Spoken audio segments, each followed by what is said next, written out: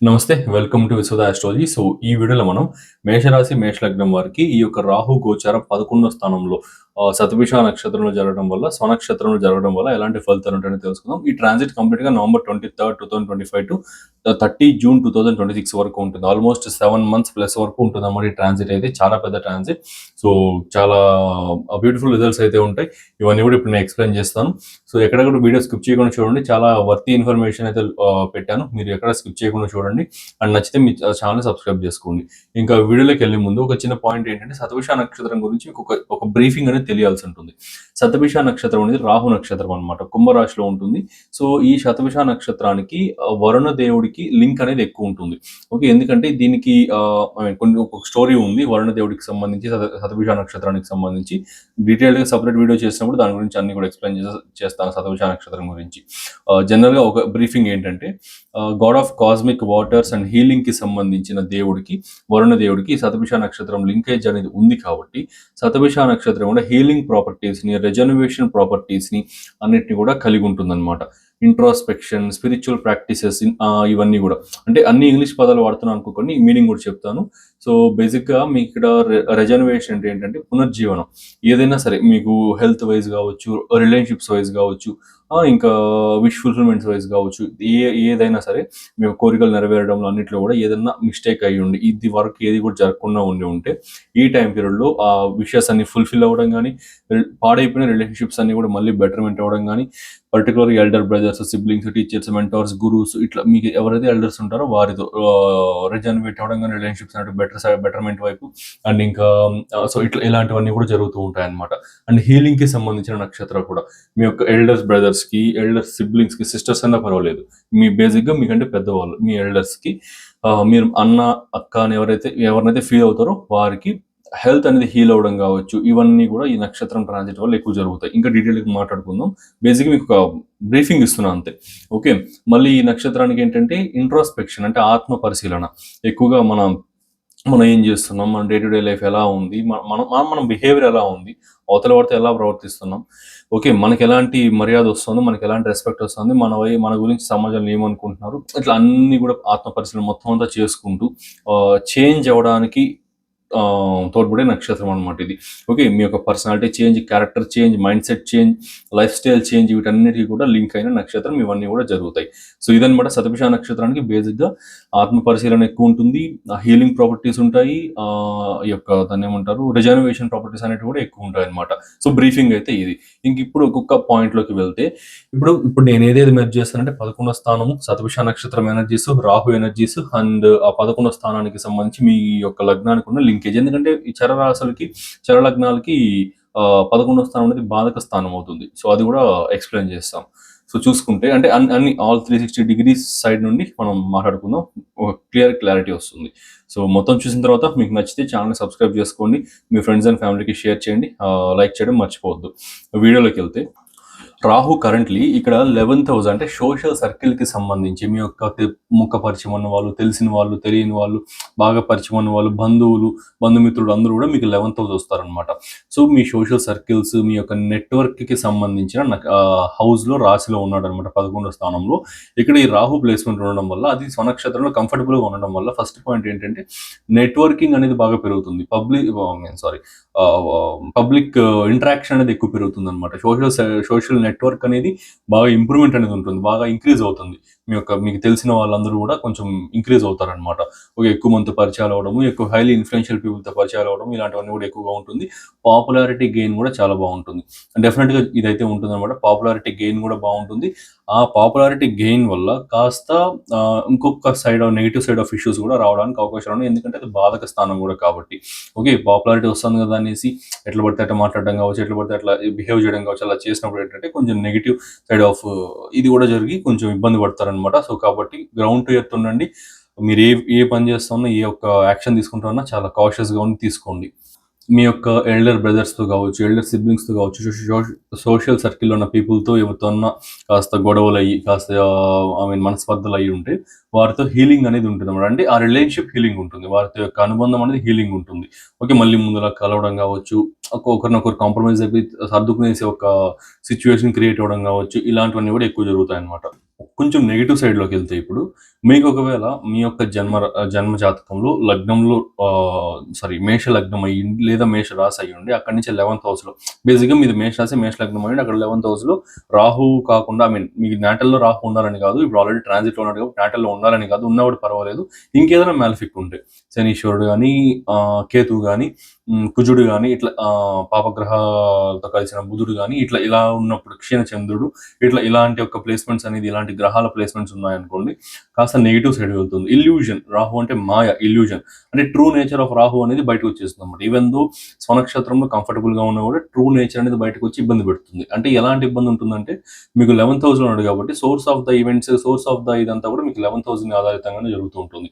అంటే మీ సోషల్ సర్కిల్లో మీకు పరిచయం అయ్యే పీపుల్ మనసులో ఒకటి పెట్టుకొని ఓకే దొంగ బుద్ధి పెట్టుకొని మీతో పరిచయం పెట్టుకోవడం కావచ్చు, ఓకే మీ దగ్గర నుంచి డబ్బులు లాగేసేయాలని కావచ్చు, మిమ్మల్ని మోసం చేయాలని కావచ్చు, ఇలాగా కొంచెం మనసులో ఒకటి పెట్టుకొని పైకి స్వీట్ కోటింగ్ చేస్తూ మీతో పరిచయం పెట్టుకొని మిమ్మల్ని లాసెస్లోకి నెట్టేయడం కానీ ఇట్లాంటివి అవ్వడానికి కూడా ఎక్కువ అవకాశాలు ఉన్నాయన్నమాట.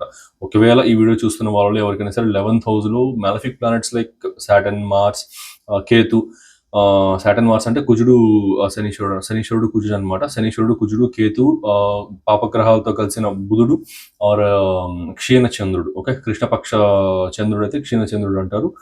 సో ఎలా ఉన్నప్పుడు ఏంటంటే కొంచెం క్షీణ చంద్రుడు కూడా పక్కన పెట్టచ్చు. మిగిలిన 4 మాత్రం చాలా powerful combinations. Saturn, Rahu, Mars, పాపగ్రహ యుతి పొందిన బుధుడు.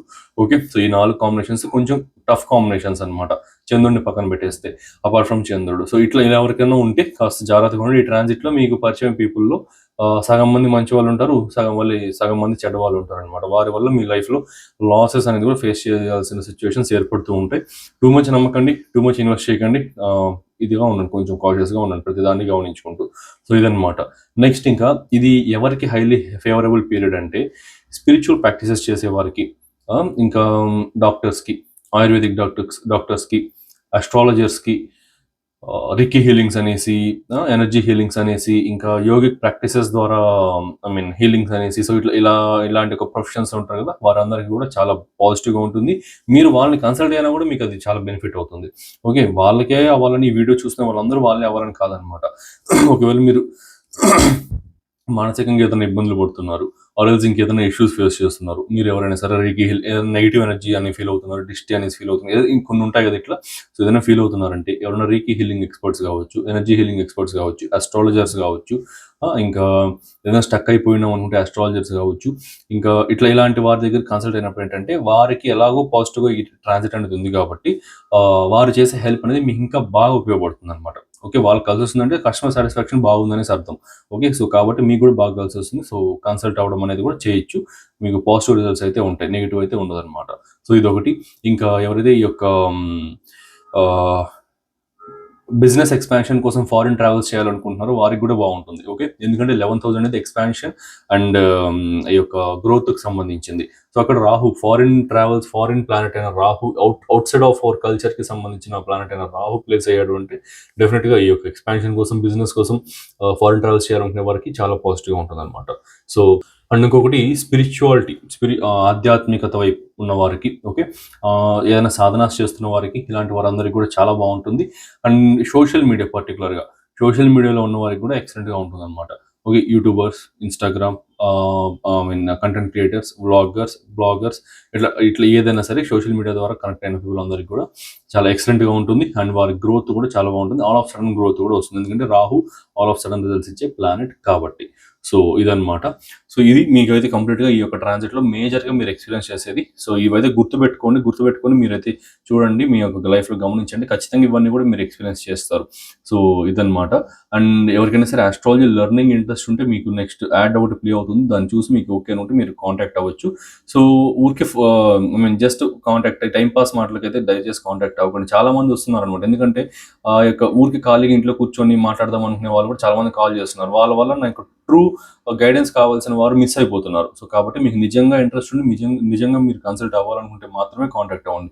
ఊరికే ఫీజు కనుక్కుందాం, ఊరికే అట్లా పోయి మాట్లాడదాం ఇట్లా అనుకుంటే దయచేసి కాంటాక్ట్ అవ్వకండి. సో అదనమాట. సో ఇలా అంటున్నాను, హార్ష్గా ఉంటుంది, బట్ టెస్ట్ చేస్తున్నా కూడా చెప్పాల్సి వస్తుంది. ఓకే. సో ఆస్ట్రాలజీ కోర్స్ అనేది మీకు 1.5 మంత్ కోర్స్ అనేది ఉంటుంది. 22-24 సెషన్స్ అయితే ఉంటుంది. వీకెండ్ క్లాసెస్ ఉంటాయి. అండ్ ప్రస్తుతానికి నాకున్న ఆలోచన ప్రకారం 5 PM to 7 PM వరకు అనుకుంటున్నాను. Based on your availability me timings ప్రకారం కూడా నేను చేంజ్ చేస్తాను. దానికి ఏం ఇబ్బంది లేదు. బ్యాచెస్ వైజ్ మారుస్తూ ఉంటాను అనమాట. సో ఎవరైనా ఆస్ట్రాలజీ నేర్చుకోనుకుంటే మీరు కాంటాక్ట్ అవ్వచ్చు. నెక్స్ట్ యాడ్ కూడా ప్లే అవుతుంది. దాన్ని కూడా చూడండి, మీకు బెటర్ క్లారిటీ వస్తుంది. నేను ఏమేమి నేర్పిస్తాను, ఏమేమి ఉంటాయి కోర్సులు అన్ని కూడా ఉంటుంది అనమాట. So thanks for watching. Have a nice day. మీకు నచ్చితే మీ ఫ్రెండ్స్ అండ్ ఫ్యామిలీకి షేర్ చేయండి. ఛానల్ సబ్స్క్రైబ్ చేసుకోవడం మర్చిపోకండి. Thank you. సో మీరు కూడా ఇలాంటి యాక్యురేట్ ప్రిడిక్షన్స్ ఇవ్వాలి అండ్ ట్రూ ఆస్ట్రాలజీ నేర్చుకోవాలనుకుంటున్నారా? Without any bluff and unnecessary theories ఏమీ లేకుండా only core concepts plus predictive techniques and great astrological నాలెడ్జ్ని గెయిన్ చేసుకోవాలనుకుంటే హియర్ ఇస్ ద ఛాన్స్. మన విశ్వ ఆస్ట్రాలజీ నుండి నేను ఒక అద్భుతమైన కోర్స్ అయితే లాంచ్ చేశాను. ఇది completely live plus practical plus beginner friendly. ఆస్ట్రాలజీలో ఏమి రాని వారు కూడా ఈ కోర్స్ జాయిన్ అయ్యి మాస్టర్ అవ్వచ్చు అనమాట. ఆస్ట్రాలజీలో మాస్టర్ అయితే అవ్వచ్చు. దీంట్లో నేను నా years of experience and research and నాలెడ్జ్ని ఒక స్ట్రక్చర్డ్ వేలో ఒక మంచి కోర్స్ లాగా డిజైన్ చేశాను.